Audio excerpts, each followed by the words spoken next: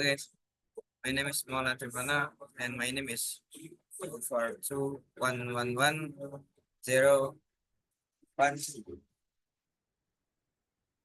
and I'm from class S2A.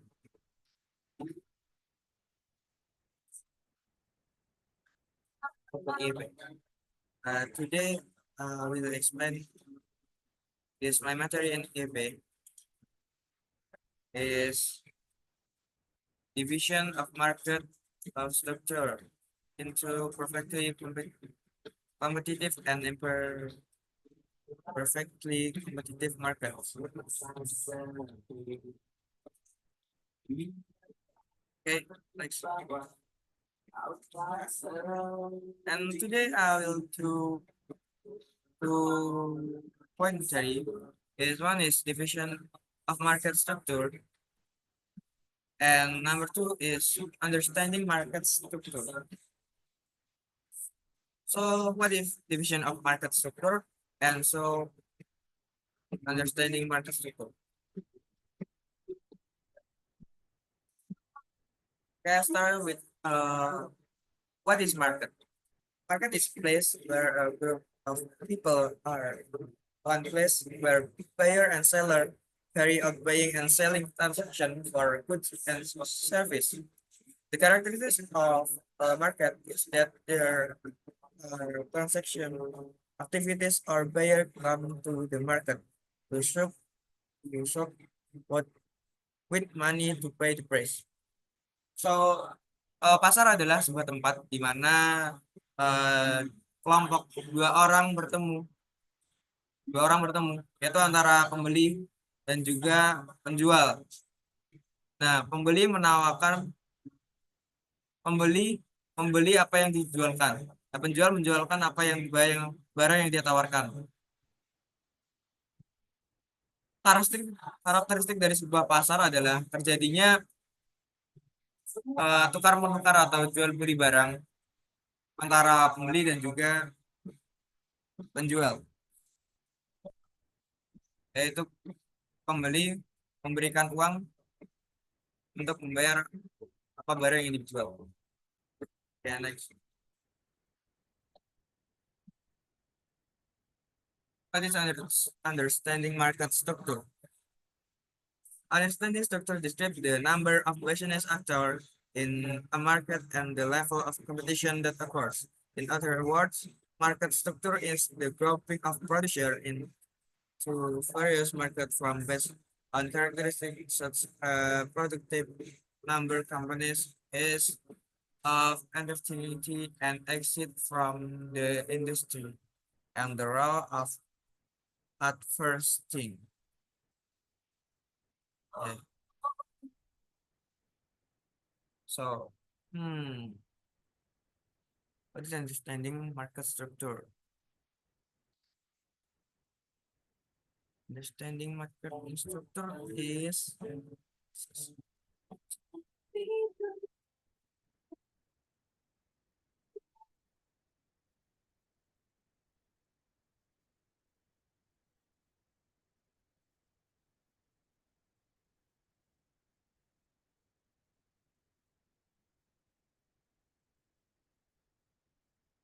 pengertian struktur pasar adalah bentuk pengelompokan produsen dan perusahaan berdasarkan beberapa ciri. Yang pertama ada jenis produk. Jadi apa produk yang ditawarkan, itulah yang dia jual. Kadang ada produk yang berupa fisik, juga ada produk yang berupa barang non fisik. Contoh, barang fisik itu kita bisa menjual sebuah charger HP. Charger HP. Ini merupakan barang jenis produk fisik. Dan contoh lainnya dari produk non fisik itu bisa berupa pulsa, kuota maupun saldo. Ataupun bisa item dalam game. Ya. Yang nomor dua adalah jumlah perusahaan. Jadi berapa banyak perusahaan itu juga mengaruhi stabilan market mereka. Yang ketiga ada kemudahan masuk dan keluar dari industri. Masuk dan keluar industri. Ya. Yang keempat ada peran iklan dan pemasaran. Jadi iklan itu sangat berpengaruh dalam pemasaran. Iklan yang berpengaruh, iklan yang biasanya laris adalah iklan yang membuat pelanggan tertarik.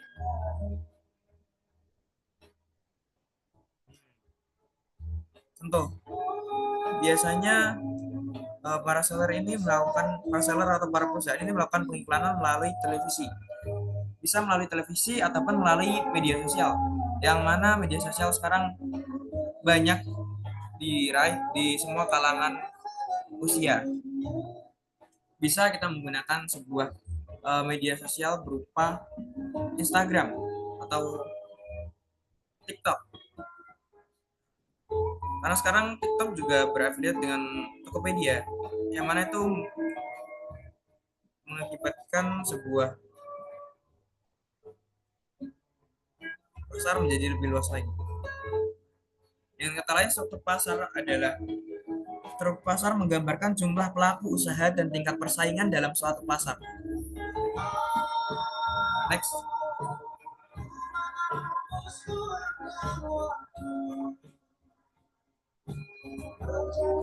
Pembagian struktur pasar. In English, division of market structure. The market structure can be divided into two: perfect competition market and imperfect competition market. Imperfect competition market are further divided into several types, namely monopoly market, monopolistic market, monopoly market, and oligopoly market. One, perfect competition market competition market is an industry where there are many seller and buyer, and each seller or buyer can influence the situation in the market. Number two, imperfect competition market. Imperfect competition market is a market where there are many seller and buyer, but with the same or similar goods and product. With this, the price offered by the seller will affect the market balance. Its imperfectly competitive market are also often referred to as a form of market that is not origin.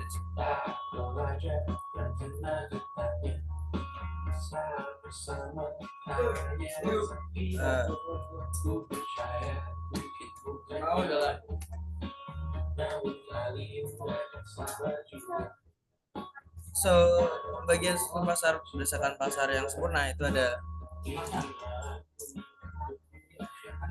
pasar persaingan sempurna, yaitu terdiri dari banyaknya penjual dan pembeli. Biasa dipengaruhi oleh produk yang dijual atau seragam atau identiknya dari suatu perusahaan atau suatu seller. Yang kedua ada tidak ada pihak yang bisa mengendalikan harga. Jadi dalam pasar persaingan sempurna itu tidak ada yang namanya sebuah monopoli usaha.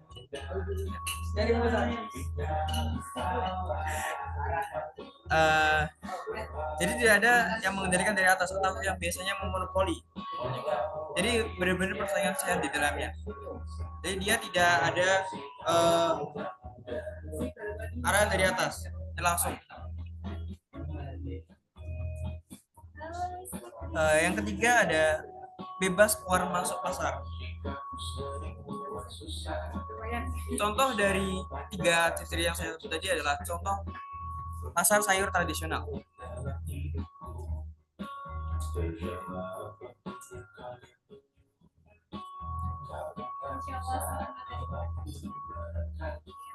Yang kedua ada pasar persaingan tidak sempurna. Pasar persaingan tidak sempurna memiliki ciri-ciri, yaitu jumlah penjual yang terbatas, penjual terbatas. Ya, penjualnya terbatas. Jadi tidak sembarangan ditemukan di berbagai tempat. Hanya terdapat di tempat-tempat tertentu. Yang kedua ada produknya bisa serupa tapi tidak identik. Jadi produknya sama tapi tidak original. Ya, itu pun mengaruhi berbagai kualitas dalam pembelian. Yang ketiga ada penjual dapat mempengaruhi harga jenis-jenis pasar dalam konteks ini. Penjual dapat mempengaruhi harga jenis pasar dalam konteks mempengaruhi harga. Ya, penjual mempengaruhi. Ya. Jadi penjual bisa menawar.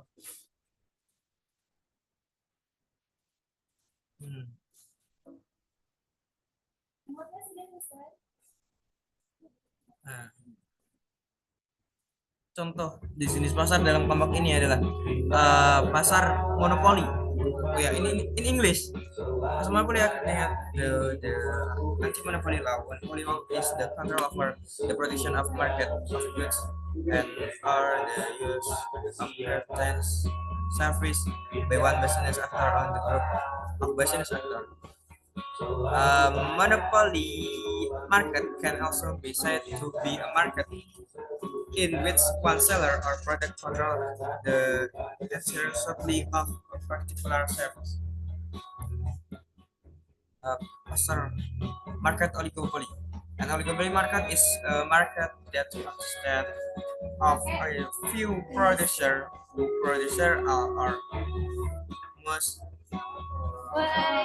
dalam the total output in the market. Market monopolistic. Monopolistic market is a form of market where is our money producer compete with each other with products that are almost diversion would have a many diversion. This diversion characteristic the product sold by its producer. The producing activities are known as product diversion. A duopoly market. Duopoly market is two companies in which two companies will have a fairly high level of strategic difference. Expensive in terms of business decision making. And last is this market from monopoly market.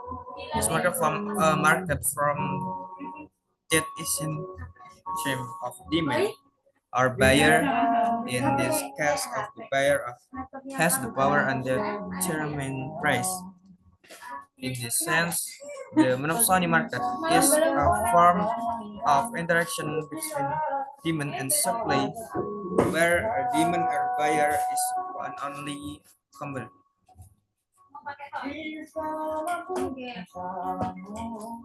So saya ada menyebutkan di sini 5 contoh.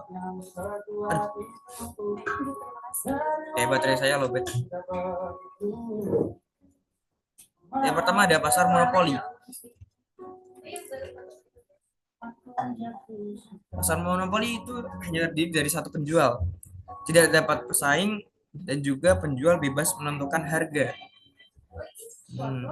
Contoh dari pasar monopoli sendiri adalah PLN. Kenapa PLN tidak dapat dimonopoli? Karena PLN merupakan salah satu-satunya penyedia listrik. Sebenarnya ada, tapi jadi PLN ini sudah dianggap langsung oleh negara. Yang kedua ada pasar oligopoli. Terdiri dari beberapa produsen besar, menguasai sebagian besar pasar. Tindakan satu perusahaan bisa mempengaruhi yang lain. Nah, contoh dari pasar oligopoli adalah industri otomotif. Contohnya adalah Toyota, Honda. Ya, mereka yang mendirikan sebagai musuh. Dan juga bisa mempengaruhi apabila suatu pasar bersaing, maka mereka akan bersaing lebih ketat lagi. Contoh salah satu market yang digunakan oleh suatu pasar oligopoli itu dari Yamaha. yang memiliki statement Yamaha semakin di depan. Nah, yang ketiga ada pasar monopolistik, banyak penjual dengan produk mirip tapi berbeda ciri khas. Diferensi produk. Persaingan berdasarkan kualitas, layanan atau merek.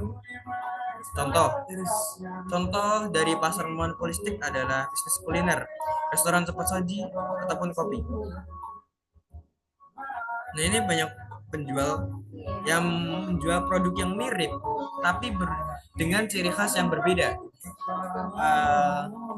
Contoh sederhananya adalah bisnis mie ayam. Mungkin mie ayam A terkenal lebih memiliki tekstur yang lembut, dan mie ayam B terkenal lebih memiliki ciri khas bumbu yang sedap, dan mie ayam C memiliki porsi yang lebih banyak. Yang keempat ada pasar duopoli. Itu hanya ada dua perusahaan yang mendominasi. Keduanya saling bergantung dalam membuat keputusan bisnis. Contoh Airbus and Boeing, industri pesawat.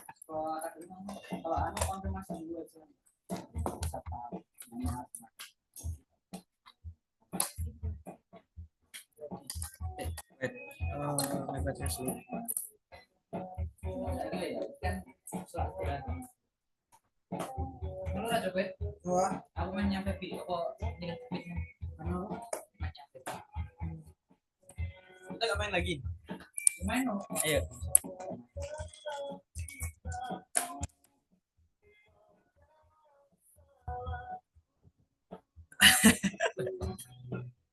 Mirror. Emang ya? Nah, ini aku kan di sini. Oh iya. Oh, pantas. Oke. Saya melanjutkannya. Tadi saya menyebutkan bahwa pasar duopoli yaitu hanya dua perusahaan besar yang mendominasi. Keduanya saling bergantung dalam membuat keputusan bisnis. Contohnya adalah Airbus dan Boeing dalam dunia industri pesawat. Jadi dalam negara ini hanya mereka lah yang memiliki peran mendominasi, dan keputusan kedua perusahaan itu saling bergantung dan juga membuat satu keputusan menjadi berpengaruh ke keputusan lain. Yang terakhir ada pasar monopsoni. Itu ada pasar yang hanya terdiri dari satu pembeli. Pembeli bisa menentukan harga karena tidak ada saingan. So, pembeli berarti bisa menawar sebebasnya karena dia merupakan pembeli satu-satunya. Contoh dari pasar monopsoni adalah perusahaan besar yang membeli hasil pertanian dari petani. Ya. Membeli hasil pertanian dari petani. Oke. Ya, berarti sebuah perusahaan besar membeli hasil pertanian dari petani. Maka perusahaan besar tersebut bebas menentukan harga hasil panen dari petani. Sampai jam berapa? Sampai jam berapa? Plus. Sampai maghrib mesti kan? Jadi kesimpulan. The market is a place for a group of people to condition buying and selling transaction or sell their own product, so that the market plays an important role in your daily lives in meeting our needs, and the market is divided into two types, namely perfectly competitive market and imperfect competitive market. Perfect competitive market are the type of market where the number of seller and buyer is very less and the product offered are the same. While imperfect competition market are limited seller but very many buyer.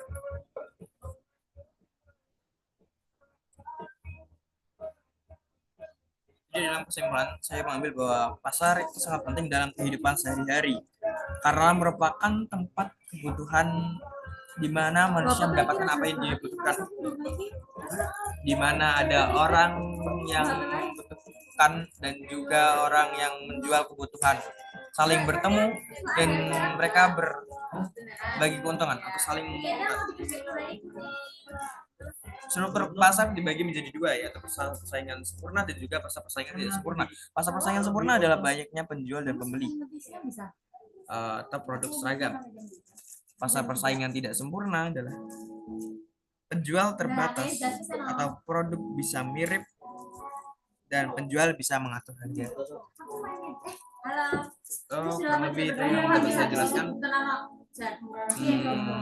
Saya Ayo ini coba yuk. Maulana pamit undur diri. Assalamualaikum warahmatullahi wabarakatuh. Dadah. Baikan, habis baikan.